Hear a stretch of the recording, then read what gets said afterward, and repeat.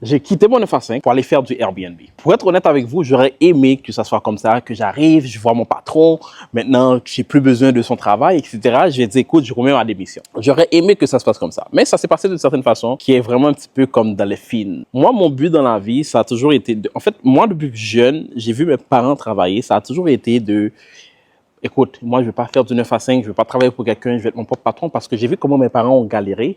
Et en plus de ça, ils n'avaient même pas de temps. Ils n'avaient pas de temps pour eux-mêmes parce qu'ils allaient au travail tôt, ils rentraient tard. Des fois, moi, quand j'allais à l'école, je n'avais même pas le temps de les voir nécessairement pour passer du temps avec eux. J'étais comme, en fait, ce n'est pas une vie. En fait, ils vivaient seulement juste pour payer les factures. Ils vivaient seulement juste pour payer justement qu'est-ce qu'ils devaient à payer, nous donner à manger, etc.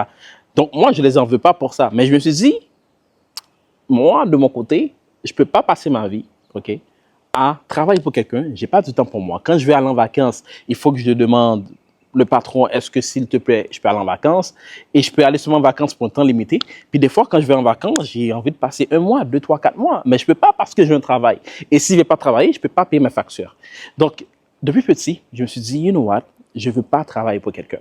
Et c'est là que je me suis lancé dans Airbnb. Bon, il y a une partie de mon histoire que j'ai sautée, mais vous allez voir, ça, peut-être dans d'autres vidéos, je vais parler un peu de mon histoire, mais c'est vraiment venir au point le jour que, en fait, je voulais quitter mon emploi, mais j'ai pas vraiment quitté de plein gré. Tu sais, dans le temps, j'avais déjà 3 Airbnb qui tournaient. Donc, j'avais déjà 3 Airbnb qui tournaient, que je faisais de l'argent, etc. Mais j'avais encore cette peur de quitter mon emploi parce que, tu sais, la peur, c'est quelque chose que je connais. Tu sais, en fait, il y a beaucoup de personnes qui veulent se lancer dans l'Airbnb, mais vous avez un peu peur de l'inconnu, etc. Ça fait partie du jeu, ça fait partie de l'aventure, ça fait partie du business, c'est normal d'avoir peur. Mais le truc, c'est que si tu laisses ta peur t'emprisonner et tu n'arrives pas à te lancer, mais c'est là le problème, OK? Parce que si tu laisses la peur t'emprisonner, à la fin de la journée, tu vas toujours rester dans le niveau où tu es, tu ne vas jamais passer à l'action, etc. Mais moi, j'avais déjà vaincu la peur, je me suis lancé, j'avais déjà 3 Airbnb. Mais la peur que j'avais, c'est que je faisais déjà avec 3 Airbnb, je tournais entre 15 et 20 000 $ de revenus, OK? Mais j'avais peur pour me dire, OK, disons, un jour, je ne rentre pas d'argent. Donc, je gardais ma job, je gardais mon travail sur le côté. Et un bon jour, des fois, Dieu fait tellement bien les choses parce que si je serais encore resté dans cet emploi, je ne serais pas la personne que je suis aujourd'hui. Je ne serais pas Bensfield, le jeune homme qui a pu générer plus d'1 million avec Airbnb. Je ne serais pas à ce niveau-là, à ce stade de ma vie, de vivre de ce que j'aime, qui est l'Airbnb, de vivre de l'entrepreneuriat, de vivre justement dans des pays qui fait chaud comme ça, etc. Donc, je ne serais pas où je suis aujourd'hui. OK? C'est pour ça que chaque chose qui arrive dans la vie, même si tu ne sais pas pourquoi que ça arrive, il y a une raison valable, il y a une raison pourquoi que c'est arrivé. Donc, il ne faut pas se plaindre. Donc, un beau jour, OK, je me suis connecté. En fait, dans ce travail-là, j'étais superviseur. OK? J'étais superviseur. Je me suis dit, écoute, je vais continuer à travailler, etc. Puis, le jour qu'il va falloir que je quitte, je vais quitter. Malgré que je faisais déjà 15 à 20 000 $, dites-vous, OK, par mois. Donc, là, je me suis connecté un bon jour parce que c'est un travail que je pouvais faire de la maison. Je me suis connecté et quand je me suis connecté, j'ai vu il y avait responsable de ressources humaines, il y avait le manager, il y avait le superviseur, etc. Ils étaient au moins 4-5 dans l'appel. Là, j'étais comme, attends. Je ne savais pas qu'il y avait un meeting. Je ne savais pas qu'il y avait de rendez-vous, quoi que ce soit. Je me log in, je me connecte, OK, en ligne pour commencer à travailler. Et je reçois un message sur Teams, OK, c'est une application de travail que beaucoup de travail utilisent pour faire des rencontres, etc. Je me connecte sur Teams et là, quand je regarde, qu'est-ce que je vois? On me dit, ah, Benz, on a un meeting aujourd'hui, rejoins-nous à l'instant. Je rejoins le meeting. Qu'est-ce qu'on me dit? On me dit, écoute, on t'aime bien. Et guys, quand quelque chose commence comme ça, on t'aime bien, c'est jamais une bonne nouvelle. OK? C'est jamais une bonne nouvelle. Tu fais bien ton travail, mais, tu vois, donc, c'est là que ça a commencé. Et là, j'ai dit, ah, OK, on t'aime bien, tu fais bien ton travail, mais, donc, je savais déjà, à la fin, ce ne serait pas une bonne nouvelle. Et là, qu'on m'a dit, ils étaient en train de faire faillite. Et c'est pas qu'on m'a renvoyé parce que j'ai mal performé. On m'a dit, écoute, on est en train de faire faillite, on doit couper, on va t'arrêter, mais qu'on va reprendre, comme si on revient, si la compagnie fait pas totalement faillite, si on reprend où on en était, on peut toujours te rappeler, il n'y a pas de problème parce que tu fais bien ton travail, etc. C'est juste que là, présentement, on doit couper les gens par ancienneté. Parce qu'on s'entend, il y a des gens, ça fait 15-20 ans qu'ils étaient là. Moi, ça fait quoi? Peut-être 2 ans que j'étais dans cette compagnie-là. Donc, c'est sûr que je vais être parmi les premières personnes qui vont couper. Donc là, j'étais comme, OK, on m'a envoyé ma lettre, etc. Par contre, j'avais tellement cette peur. On m'a envoyé, le moment qu'on m'a envoyé, j'étais déjà monté sur un site internet pour pouvoir appliquer pour notre travail. Puis là, j'étais comme, mais qu'est-ce que je fais en fait? Pourquoi je vais chercher un travail?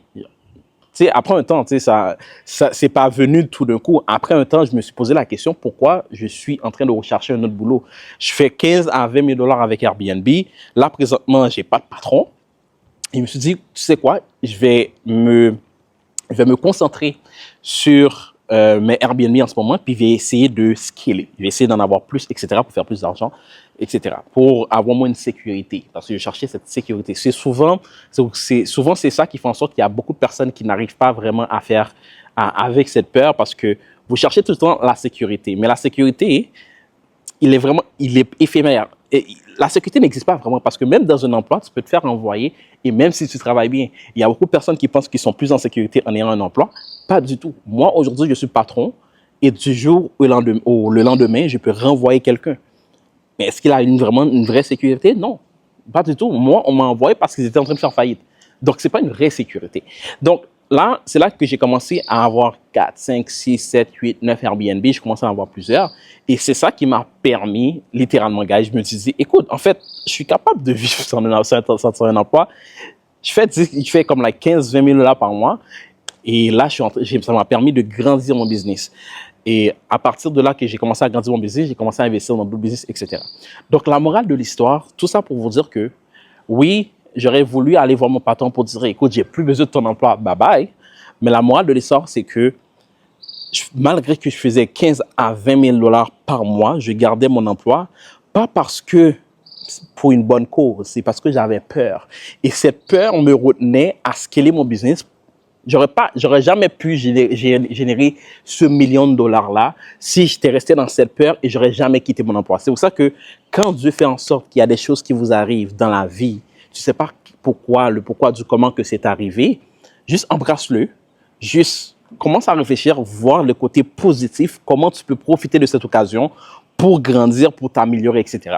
Moi, j'ai utilisé cette occasion-là. Guys, by the way, je suis obligé de me mettre comme ça pour être à la hauteur de la caméra parce que mon trépied est un petit peu plus bas. Mais tout ça pour vous dire que si c'était pas ça, j'aurais pas pu scaler mon business Airbnb à ce niveau.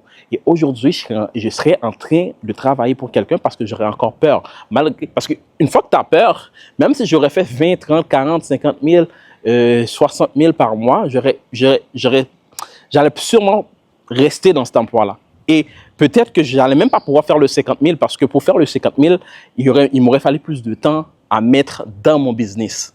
Okay? Et c'est ça qui est arrivé. J'avais plus de temps parce que je ne devais pas travailler pour quelqu'un d'autre. Donc, j'avais plus de temps à mettre dans mon business pour le structurer, pour pouvoir aller de l'avant. Donc, la morale de l'histoire, c'est comme ça que j'ai quitté mon 9 à 5 pour pouvoir me lancer dans l'Airbnb. Mais dans le fond, j'étais vraiment dans l'Airbnb. Je n'ai pas vraiment quitté. On m'a foutu à la porte. Mais c'est pour la bonne cause. OK? C'était pour la bonne cause. Donc, si vous aimez cette vidéo, guys, laissez un commentaire, abonnez-vous, likez, partagez. Et pour toutes les personnes qui veulent que je les accompagne, qui veulent se lancer dans l'Airbnb, j'ai un accompagnement où j'accompagne tous mes élèves. Tu sais, j'ai accompagné plus d'une centaine de personnes déjà à se lancer dans l'Airbnb, à Punta Cana plus précisément. Pourquoi? Parce qu'il y a tellement de lois au Canada, en France. Pour ceux qui, si un Français vous regarde en ce moment, tu sais, je suis un Canadien, tu le vois dans l'accent. Donc, tu sais, il y a beaucoup de lois en ce moment qui t'empêche vraiment de faire de l'argent avec l'Airbnb en France, au Canada, en Belgique, en Suisse, etc. Tous ces pays-là, il y a plein de lois. Mais à Punta Cana, il n'y a pas de loi. Il n'y a pas de loi qui t'empêche, il n'y a pas de licence à aller chercher. Et l'avantage, tu n'es pas obligé d'acheter. Tu peux faire de la sous-location. Donc, c'est comme ça que j'ai commencé mon business Airbnb. J'ai loué un appartement et je l'ai sous-loué. Et c'était légal. Donc, le propriétaire était d'accord, puis c'était stipulé dans le contrat que je pouvais le faire. Donc, ce n'était pas un problème, guys. OK? C'était vraiment pas un problème. Donc, littéralement, si tu as de l'économie de côté, tu as de l'argent de côté, que tu veux investir dans quelque chose, dans l'immobilier pour avoir quelque chose de concret, et tu veux te lancer dans l'Airbnb à Punta Cana, moi, je t'accompagne de A à Z. Il y a des gens qui vont dire comment je vais gérer ça à distance. No worries. I got you. on va pouvoir gérer ça à distance parce que je te donne la référence d'une compagnie de gestion, la référence d'une compagnie de nettoyage, etc. Toute la structure est là. Donc, on va juste l'implémenter dans ton business Airbnb et tu vas pouvoir le gérer à distance, même avec le décalage horaire. Écoute, moi, mon business est enregistré à Dubaï. Donc, des fois, je suis sur Dubaï et mes business tournent ici à Punta Cana. J'ai 9 heures de différence, de décalage. Quand je suis à Dubaï, c'est 9 heures de différence avec Punta Cana et je gère quand même. Donc, toi qui es en France, avec le 6 heures de décalage, tu vas pouvoir quand même gérer parce qu'on a l'intelligence artificielle qui va faire 40% du travail pour toi, donc ça va être facile. OK?